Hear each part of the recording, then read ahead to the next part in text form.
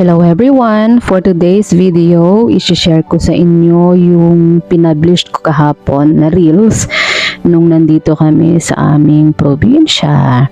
So, it's 4 minutes and ito yung walang cut. So, ipapakita ko sa inyo by detailed ang aming lugar sa Cabayawasan na Natarem, Pangasinan. Ang taas ng Pangasinan, yeah. So, ito yung lugar kung saan ako lumaki, nag-aral, at andito yung mga kaibigan ko simula elementary hanggang high school. At ipapakita ko rin sa inyo kung ano ang buhay dito sa probinsya.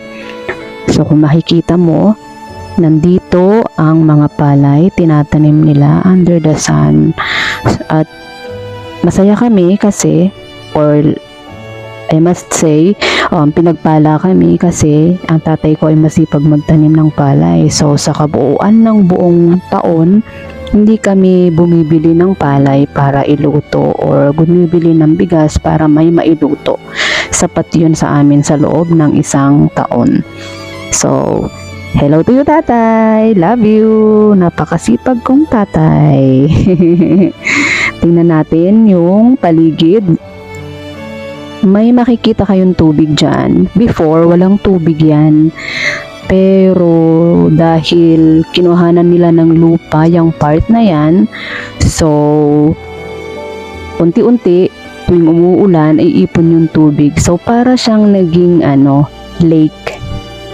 Ang ganda. Look at the video, oh. Tapos napapaligiran ng mga damo, green na green. Kaya tuwan-tuwa yung mga baka at mga kambing namin dyan.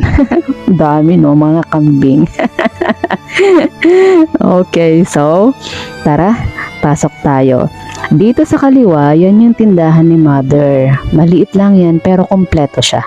Sa tindahan na yan, mabibili mo lahat ng kailangan mo, simula sa frozen, dry food, mga gamot meron din, mga gulay, at iba't iba pa. So, mabibili mo lahat dyan kay Mother. Pasok tayo. Yan yung aming mga banana trees.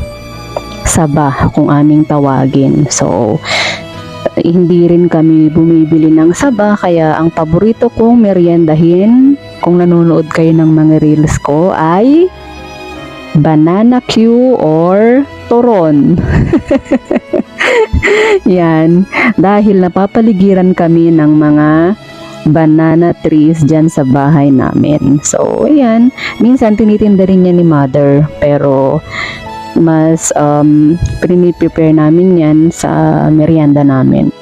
Ito yung puno ng mangga, kasi bago kami dumating dyan, nagkaroon ng malaking buhawi.